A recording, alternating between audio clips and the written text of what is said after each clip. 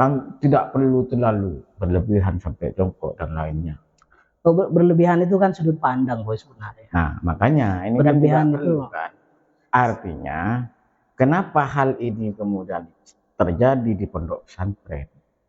Ada apa di balik situ? saya kasih contoh sederhana. Tak usah dalam satu pesantren. Dalam satu kelas saja nih. Dalam satu kelas ini ada 10 orang kan. Contoh. Ya. Diajarkanlah. Nah, kamu kalau ketemu yang tua harus hormat. Kan begitu. Ketemu orang tuanya kamu harus sungkem, ketemu guru harus sungkem.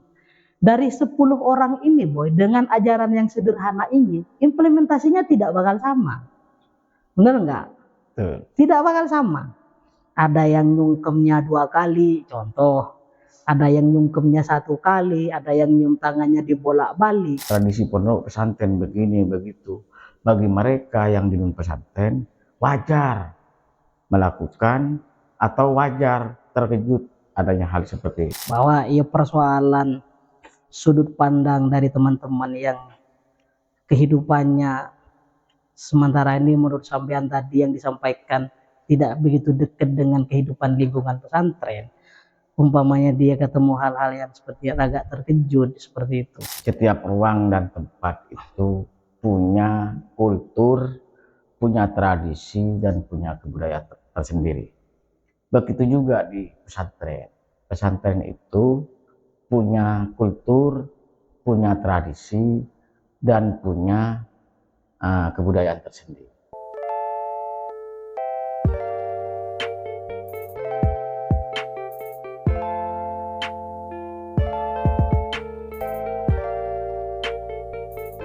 Sejarah itu juga diajarkan, ilmu keagamaan juga diajarkan, begitu.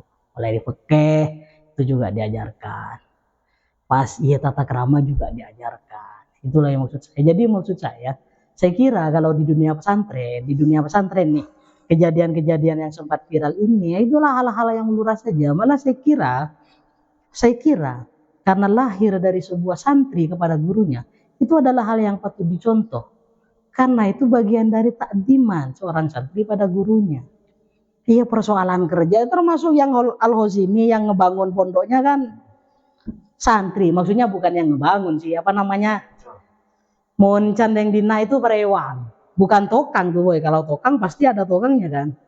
Perewang hanya yang tukang tenteng ngebang ya bantu anggur kancor dan sebagainya. Itu adalah bentuk takdiman seorang santri. Khidmah boy. Saya sadari bahwa berkhidmah pada guru itu memang berkah pada kehidupan kita. Yang maksud berkah itu kan tasdidul hasan, bertambahnya kebaikan itu berkah namanya. Jadi kalau umpamanya dalam kehidupan ini kita tambah berkah, pasca dari kita, mohon maaf nih, khidmah nih kita pada guru, kita merasakan kehidupan kita lebih tenang dan sebagainya itu bagian dari berkah boy. Karena kita khidmah pada guru. Berkah itu adalah tasdidul hasan dalam kehidupan kita. Kehidupan kita nambah baik terus. Tidak nambah kacau. Kalau nambah kacau itu tidak berkah berarti hidupnya. Nggak saya ini. Ya, tapi kan begini memang.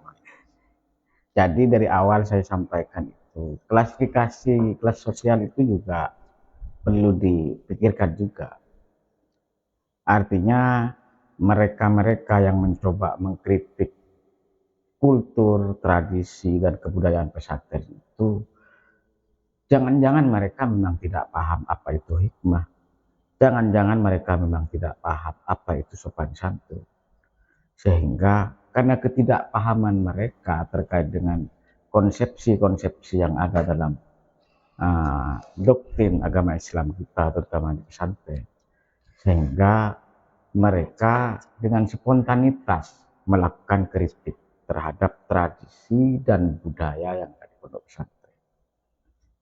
Kalau kita pernah, ini dasarnya saja, pernah mendengar, saya waktu pertama kali mondok itu langsung terbersit ingatan yang selalu ingat sampai hari ini. Ada, ini mungkin sabda Nabi Muhammad, innama bu'istu liutammima makarimal akhlak. Saya diutus ke dunia ini hanya satu tujuannya, yaitu hanya untuk menyempurnakan akhlak. Dalam konteks ini sehingga diperkuat dengan apa yang disampaikan oleh ente barusan. Apa itu? Al ilmu bitta'allum, al manfaatu Bitoah bitta'ah, wa ta'atu wal bil barakatuh hikmah, bil hikmah. wal barakatu bil hikmah. Konteksnya terjadilah hal yang terjadi di kebudayaan dan tradisi di pondok pesantren. Kalau hal ini di kalangan orang yang pernah nyantri, yang pernah mondok di sebuah pesantren, ini yang memang harus dilakukan oleh mereka-mereka. Karena kepercayaan mereka ketika melakukan sebuah penghikmatan. Hikmah ini kan salah satunya adalah mengabdi kepada kiai. Yang salah satu teknisnya adalah bersih-bersih rumah, kemudian termasuk melakukan hal-hal yang lain. Dan kemudian konteks kemudian jongkok. Ini kan merupakan sebuah bentuk sopan santun, bentuk keadaban mereka, keadaban seorang santri kepada kiai. Nah, kalau bagi kita seorang santri, ya hal yang wajar, bahkan hal yang harus, sesuatu yang harus dilakukan. Tapi bagi mereka yang saya katakan dari awal, klasifikasi kelas sosial yang tidak pernah mondok pesantren, ini dianggap sesuatu yang di luar dari kebiasaan mereka. Sehingga ketika melihat sesuatu seperti ini, mereka dengan spontanitas melakukan sebuah lontaran, yang kemudian lontaran itu mengakibatkan sebuah ketersinggungan dari pihak-pihak pondok pesantren. Sebenarnya Perlu disimpulkan juga biar netizen. enggak juga, terlepas dari itu saya sendiri tidak berani menjudgment siapapun.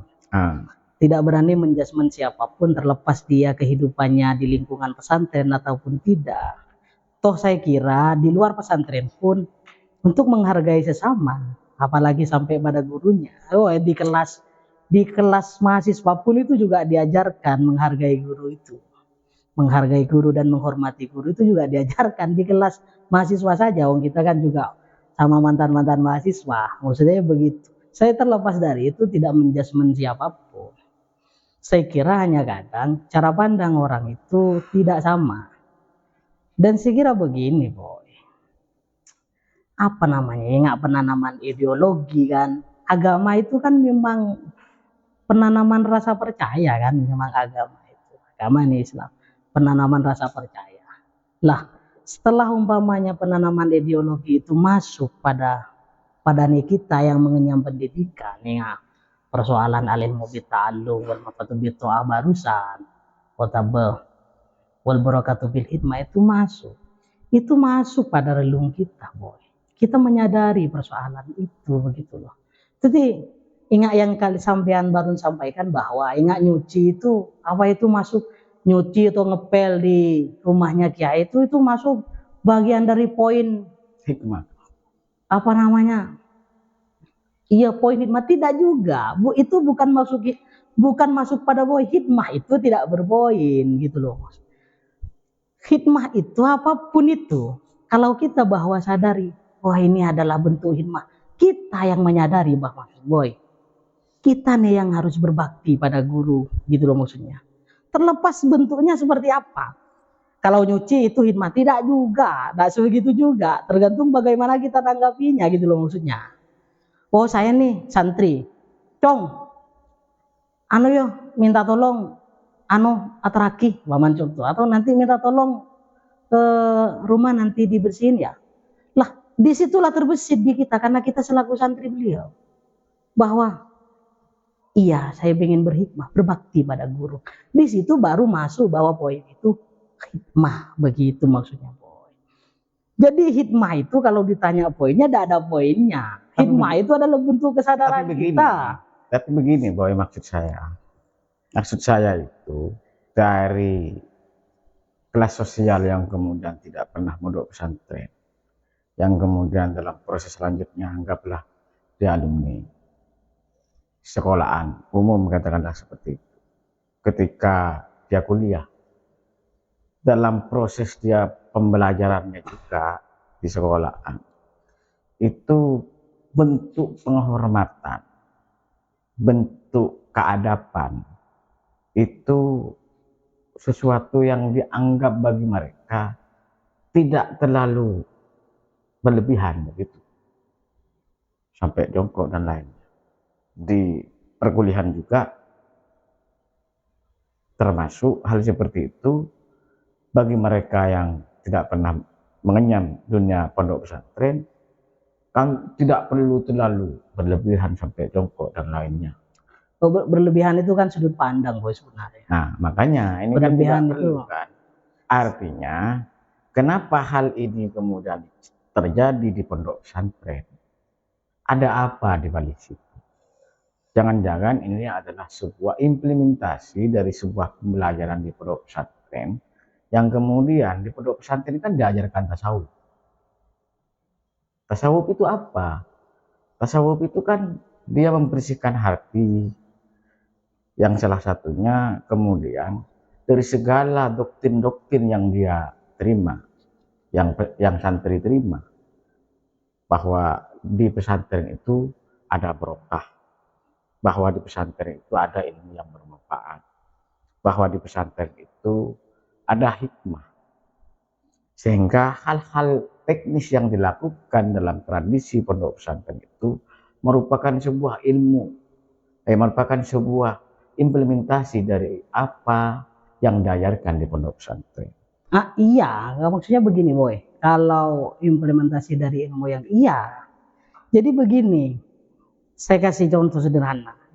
Tak usah dalam satu pesantren, dalam satu kelas saja nih, dalam satu kelas ini ada 10 orang kan, contoh Ya, diajarkanlah, nah kamu kalau ketemu yang tua harus hormat, kan begitu, ketemu orang tuanya kamu harus sungkem, ketemu guru harus sungkem. Dari 10 orang ini boy, dengan ajaran yang sederhana ini, implementasinya tidak bakal sama. Benar enggak? betul. Tidak bakal sama. Ada yang nyungkemnya 2 kali, contoh. Ada yang nyungkemnya 1 kali, ada yang nyium tangannya dibolak-balik. Lah itu adalah bentuk kesadaran beliau sebagai santri pada gurunya boy. Mengimplementasikan rasa ikhlasnya sendiri loh. Rasa hormatnya sendiri pada seorang guru. Persoalan gerakannya seperti apa? Mereka sebagai santri dengan kesadarannya tersendiri boy ngalir. Itu loh maksudnya. Nggak usah pada pondok pesantren, satu kelas saja, implementasinya tidak sama. Yang penting tetap intisarinya di pondok pesantren itu kita diajarkan bagaimana kita itu tata krama didahulukan. Seperti yang sampean katakan barusan, inama bu studio tamima karibal karim, sempurnakan dulu akhlak. Apa poin-poin akhlaknya itu kan, bagaimana menghormati, Guru. menghargai sesama, kan begitu kan. Yang dari tua ke lebih kecil, yang lebih kecil pada yang lebih tua, apalagi pada orang tua. Akhlak pada lain sebagainya meskipun pada sederhana sebenarnya. Makanya memang kajian ini sangat penting, boy. Artinya katakanlah saya dengan inti mencoba ngobrol santai. Ini kan dalam proses ngobrol itu atau dalam bentuk perbincangan itu kan perlu ada tesis dan antitesis. Tesis itu adalah ungkapan pertama, kemudian ditentang oleh saya. Ini kan bentuk sebuah pemahaman yang ingin ditemukan, sebuah pemahaman yang kemudian pemahaman ini pada titik poin akhirnya akan kita simpulkan bahwa sebenarnya tradisi pondok pesantren begini begitu, bagi mereka yang di non pesantren wajar melakukan atau wajar terkejut adanya hal seperti itu, tapi jangan semerta-merta melakukan pelontaran yang kemudian lontaran atau ungkapannya memberikan rasa ketersinggungan ke pihak-pihak pondok pesantren. Kan itu kan mungkin sebenarnya yang perlu kita berikan pemahaman, terutama bagi para netizen atau bagi para teman-teman yang nonton di obrolan kita ini, kan begitu. Iya sebenarnya itu menjadi pesan loh, bahwa ya persoalan sudut pandang dari teman-teman yang kehidupannya sementara ini menurut sampean tadi yang disampaikan tidak begitu dekat dengan kehidupan lingkungan pesantren, umpamanya dia ketemu hal-hal yang seperti agak terkejut seperti itu, lah itu yang perlu dikasih pemahaman. Sebenarnya bahwa di pondok pesantren itu pengajarannya sesederhana itu. Persoalan kadang yang ini adalah bagian dari budaya. Saya kira itu adalah implementasi dari dia yang menyerap ilmu dari kiainya. Ya contohnya yang seperti barusan, boy, dalam satu kelas saja, kadang dalam satu kelas saja diajarkan sesederhana itu pada kiainya, kalian harus sungkem seperti ini. Nah itu 10 orang itu mengimplementasikan ajaran itu tidak sama. Ada yang nyungkem 2 kali, ada yang cium tangan bolak-balik, ada yang cium tangan 1 kali, tapi tetap intisarinya, tetap bahwa wafi janahaka minadulli. Mereka merasa hina karena mereka santri tidak tahu apa-apa. Dia suan dan takdim pada gurunya. Yang paling inti itu persoalan hati sudah nyentuh. Persoalan hati nyentuh sudah. Ini guru saya. Begitu. Nah itu boy yang paling penting gitu loh maksudnya. Artinya dalam artian tadi ungkapan menghinakan diri itu tujuan akhirnya kan ingin mendapatkan hikmah dan barokah dan manfaat dari ilmu Iya yang di sudah pondok didapat. pesantren itu yang Iya. bersangkutan. Jadi maksudnya dari perbincangan kita ini nantinya kan menjadi kesan bahwanya sebenarnya bukan berarti hal-hal yang kalian pernah kutip, meskipun dalam pondok pesantren itu ada beberapa kejadian yang tidak sama, bukan berarti ada ketemu dengan hal yang sedikit agak ekstrim, contoh ini adalah bentuk dari feodalisme, bukan. Karena di pesantren tidak pernah diajarkan secara paksa yang terstruktural bahwa hak persoalan seperti sepenuhnya adalah hak dari kiai, kan tidak begitu. Keilmuannya diajarkan. Bagaimana takdim pada guru, takdim pada lebih tua itu diajarkan. Masuk pada relung hati, diimplementasikan oleh santri, gitu loh maksudnya. Itu terjadi di mana-mana, boy. Pengimplementasian kadangnya tidak sama, tapi intinya satu, boy. Kita takdim pada guru, gitu. Maka dari boy coba kertas ngatas. Itu mungkin saya kira yang nantinya jadi pelajaran atau pesan kepada teman-teman yang ya umpamanya yang netizen jajak kaki mau berarti netizennya kan begitu. Itu menjadi pelajaran bahwa di pesantren itu kita diajarkan banyak hal. Dan yang paling penting di pesantren juga lah kita diajarkan bagaimana tata krama dan menghormati orang lain. Itu. Artinya ketika kita analogikan sebuah jembatan, ada jembatan yang kemudian diproyeksikan hanya untuk motor. Ada sebuah jembatan yang memang diproyeksikan untuk motor dan mobil. Nah, ketika orang yang kebiasaannya melihat atau menjalankan atau jalan di jembatan yang diproyeksikan untuk motor, itu kan ketika melihat sebuah jembatan lah yang kemudian diproyeksikan untuk mobil, dia akan terkejut. Tapi kita sebagai orang yang kemudian mawas diri, hati-hati terhadap tingkah laku dan perkataan, tidak semerta-merta melakukan hal atau ungkapan yang kemudian menyakiti. Kan begitu kan sebenarnya analoginya. Ini kan penting juga perlu kita sampaikan kepada para teman-teman yang menonton atau para netizen, agar setiap tingkah laku dan ucapan kita perlu melakukan mawas diri, agar apa yang kita sampaikan, apa yang kita lakukan tidak menyinggung dan tidak menyenggol dari beberapa tingkah laku orang lain. Ini kan perlu disampaikan juga, terutama oleh anggap promotor dari perbincangan kita Mas Ari. ini. Nah, jadi kalau yang saya tangkap, jadi bentuk semuanya tadi atau semua yang sudah viral itu kan sebenarnya sudah memang bentuk keikhlasan dari seorang santri untuk gurunya sendiri.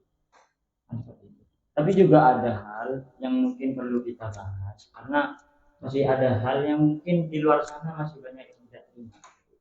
Bahwa ada ungkapan kiainya naik mobil Ferrari, tapi santrinya kok jalan kaki gitu. Santrinya masih banyak yang menjadi kuli, tapi kiainya kaya. Ini bagaimana menanggapi hal ini? Ya kalau santrinya juga ikut kaya tabrakan mobilnya, Mas. Ya penting juga sih. Kalau ini kan lagi-lagi berbicara tentang kaya dan miskin, sehingga ketika ada seorang kiai yang punya mobil dan ini menimbulkan kritikan juga, salah satunya kan ini salah satu kritikan yang dilontarkan oleh pihak yang bersangkutan untuk mengkritik pondok pesantren, yang kemudian kritikannya sampai ke pribadi seorang kiai. Ini kan penting juga, tapi sulit juga ini untuk kemudian kita diskusikan, karena itu lebih perlu dipertimbangkan dan perlu dimatangkan sama-sama. Sederhananya sebenarnya kayak siapapun kan berhak punya mobil. Bang Kiai tidak boleh punya mobil, bagus kan begitu. Kiai punya mobil kenapa boleh, kegiatan beliau kadang sampai luar kota kan begitu, selain dari kegiatan di pondok pesantren. Sesederhana itu bukan hal yang perlu kita bahas sebenarnya ada apa-apa kalau umpamanya kita, intinya begini, apalagi kita sebagai santri, jangan sampai pernah menjudgment seorang kiai. Ini kesadaran saya sendiri sebagai santri kan, apalagi sampai urusan arasanan atau lain sebagainya, apa kan arasanan nyebut lain sebagainya, apa boleh sampai menjudgment pada personalnya beliau secara spesifikasi. Waduh, naudzubillah kalau saya sebagai santri. Itu sederhananya beliau punya mobil, wajar, alhamdulillah malah kan begitu kan. Saya yang tak soki saya kasihkan satu mobil kan begitu. Wong ini guru kita kan begitu sederhana. Dan itu bukan persoalan saya kira. Dan bagi saya tidak semua kiai kaya. Tidak semua. Jangan-jangan kemewahan katakanlah seorang kiai ini karena memang beliau sering diundang di undangan, sering ketika ada hajatan beliau diundang. Karena kadang-kadang mereka juga memberikan bentuk rasa terima kasih kepada seorang kiai. Dan itu bisa jadi ditabung kemudian banyak. Kan enggak semua kok kiai kaya. Enggak, sebenarnya begini. Dulu kan ada tuh juga penggalan kalimat faman arodatun dia faleh bil ilmi itu. Kan itu ada. Jadi maksudnya enggak usah kita songong kalau ada kiai kaya. Wajarlah dia mengutamakan ilmu ketimbang ngarasanan orang kan begitu. Ketimbang dia bicara atau menjasman orang lain, beliau lebih mengutamakan untuk mencari ilmu dan mengajarkan ilmunya. Dia kaya, hadiah sudah dari Tuhan, hadiah dari Allah kan begitu. Wong dia juga paham pemanarat dunia falebil ilmu itu, kalau pengen mengharapkan dunia ilmunya dulu ditingkatkan kan begitu dulu. Sederhana itu, kiai kaya itu wajar. Kalau kita yang kaya yang tidak wajar. Wong kita kerja cari ilmu sedikit, apa entah orang entah. Kan begitu. Artinya sudah jelas ya. Jelas. Kalau orang yang mempunyai ilmu itu memang sudah dijamin. Dijamin oleh Allah. Artinya man arodat dunya fa'alaihi bil ilmi wa man aradal akhirata fa'alaihi bil ilmi wa man aradahuma fa'alaihi bil ilmi. Iya. Artinya siapa yang ingin mengharapkan keduniawian, maka dengan ilmu. Ketika ingin mengharap akhirat, tentunya dengan ilmu. Ketika ingin mengharap dua-duanya juga dengan ilmu. Artinya ini jaminan dari Allah bahwa orang yang punya ilmu itu dengan sendirinya pasti kaya, terutama dalam konteks seorang kiai yang pondok pesantrennya besar. Dengan sendirinya ketika ada undangan, ada acara apa, kan rata-rata banyak mengundang seorang kiai, dan dari situlah bisa ditabung dan lain, sehingga ya banyak uangnya. Enggak, saya kira sederhananya ini boy begini, itu kan kadang itu dipelintir tuh orang, oh tuh dibeli mobil karena dapat salam kan begitu kan. Beli mobil dapat salam sekalipun ya apa bahayanya kan begitu kan beliau gitu loh. Makanya tadi yang saya sampaikan, kalau saya kaya bukan tak kasih amplop tuh, kasih mobil beliau. Kalau saya kaya kan begitu sederhananya. Atau apa yang jadi persoalan kan begitu. tasuan ke beliau pakai amplop itu hanya karena itu yang kita bisa. Hanya itu yang dari santri yang bisa. Kita tidak bisa bantu apa-apa selain itu. Kan begitu. Tapi rata-rata biasanya kiai menafkahkan ekonominya pada pesantren. Kalau mereka biasanya kalau beliau sudah punya dapat uang banyak, memperlebar tanah untuk dibangun pesantren, kan begitu. Dan itu adalah hal yang baik kita contoh. Gitu. Soal beliau kaya, alhamdulillah, memang sudah seharusnya beliau kaya itu sudah dijamin oleh Allah. Dijamin kalau seperti kiai, maksudnya yang dia mengajarkan ilmunya itu. Makanya kita ini kalau kaya yang tidak masuk akal kadang. Nggak kerja kaya. Nah, tak kerja pengen kaya tidur bicara orang melulu kan iya.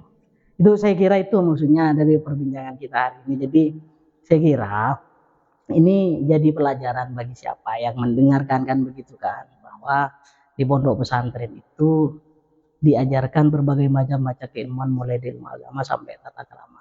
Dan sesederhana itu sebenarnya yang disampaikan oleh seorang guru pada santrinya. Persoalan implementasinya saya sampaikan contohkan, apalagi dalam satu pondok pesantren, kadang dalam satu kelas saja 10 orang implementasi penghormatan pada kiai itu tidak sama. Ada yang sampai cium 1 kali, 2 kali, sampai conggokan begitu. Tapi intinya itu adalah bagian dari puncak takdim kita sebagai santri pada guru. Sederhana juga gitu. Dan semoga dari Iya. bincang-bincang kita Termasuk kan begini kan, memahami juga pada termasuk kan begini, ada kata-kata bijak yang perlu kita renungkan juga dan diimplementasikan dalam kehidupan kita. Setiap tempat, setiap ruang dan waktu, banyak orang yang mungkin memahami dunia keilmuan, filsafat itu, setiap ruang dan tempat itu punya kultur, punya tradisi, dan punya kebudayaan tersendiri. Begitu juga di pesantren. Pesantren itu punya kultur, punya tradisi, dan punya kebudayaan tersendiri.